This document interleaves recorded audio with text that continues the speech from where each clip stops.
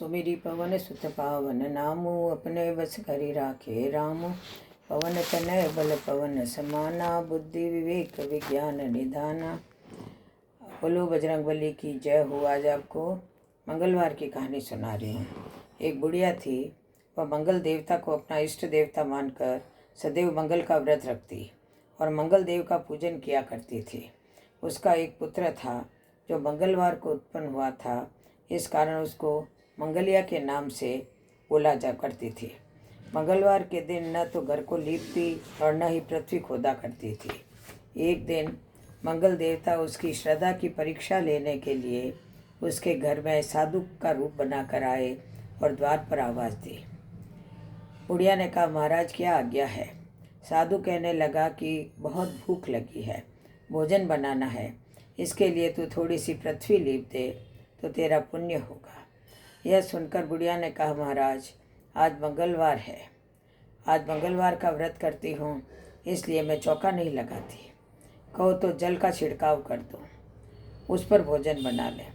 साधु कहने लगा कि मैं गोबर से ही लीपे चौके पर खाना बनाता हूँ। बुढ़िया ने कहा, पृथ्वी लीपने के सिवाय और कोई सेवा हो तो मैं सब कुछ करने के लिए तैयार हूँ। तब साधु ने कहा कि सोच समझकर उत्तर दो, जो कुछ भी कहूँ सब तुमको करना होगा। बुढ़िया कहने लगी, महाराज पृथ्वी लीपने के अलावा जो भी आप करेंगे उसका पालन अवश्य करूँगा। तो बुढ़िया ने ऐसे 3 बार वचन दे दिया। तब साधु कहने लगा कि तू अपने लड़के को बुलाकर औंधा लिटा दे, मैं उसकी पीठ पर भोजन बनाऊंगा। साधु की बात सुनकर बुढ़िया चुप हो गई। तब साधु ने कहा, बुला ले लड़के को, अब सोच विचार क्या करती है। बुढ़िया मंगलिया मंगलिया कहकर पुकारने लगी। थोड़ी देर बाद लड़का आ गया। बुढ़िया ने कहा, जा बेटे तुझको बाबा जी बुलाते हैं।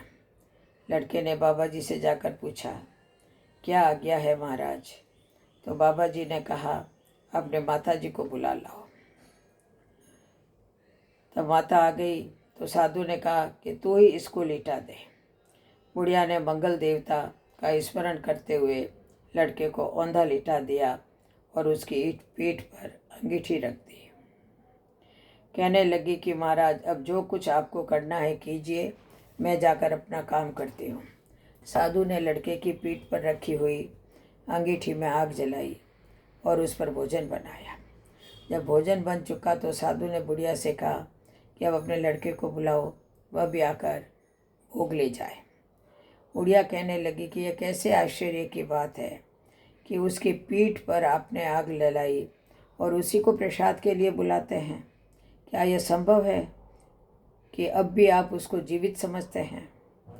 आप कृपा करके उसका स्मरण भी मुझे न कराइए और भोग लगाकर जहाँ जाना हो जाइए।